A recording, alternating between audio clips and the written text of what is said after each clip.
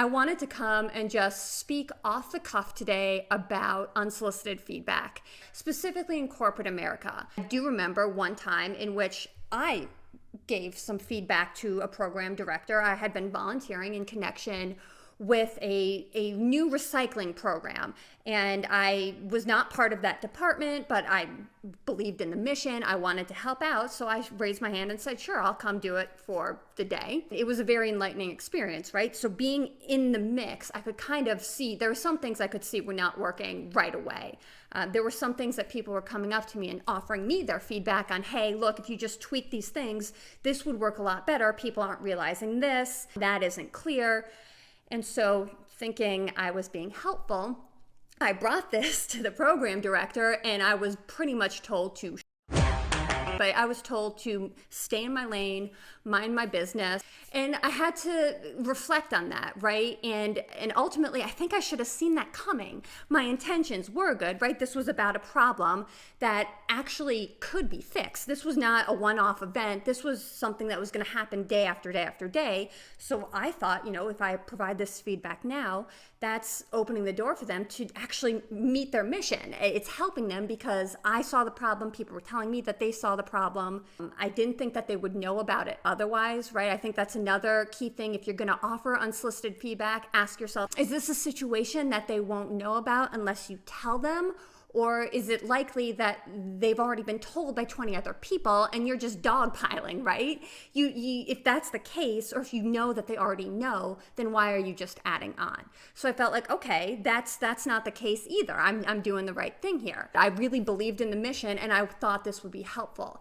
I think the fourth factor, I've been counting them off on my own hands to keep myself organized. The fourth factor here would be, is it going to be well received? And I think I should have known, based on other experiences with the organization and within the company, where these activities were really just designed to be corporate circle jerks.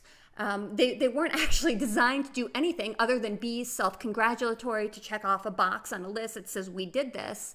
So here would be my key takeaways to kind of sum up this rambling first attempt at talking off the cuff to you. If you are the person that is tempted to give unsolicited feedback to someone else in the workplace, ask yourself those 4 questions I just kind of ran through, and let's see if I can remember them.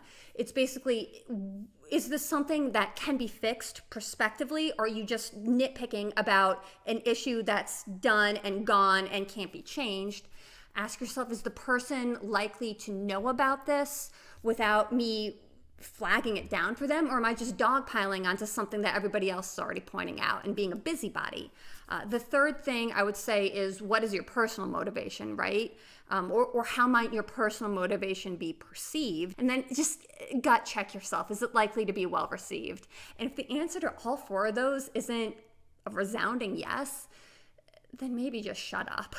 I think when you're the person receiving that unsolicited feedback, take what you can from it. Understand that people's motivations might not be to help you. They might be any one of a number of other negative personal things that have nothing to do with you. If you can take something good out of their message, take it. If not, just try to let it go. Don't let that new voice start resounding in your own head, because a lot of times those people that do that, that's their end game, right?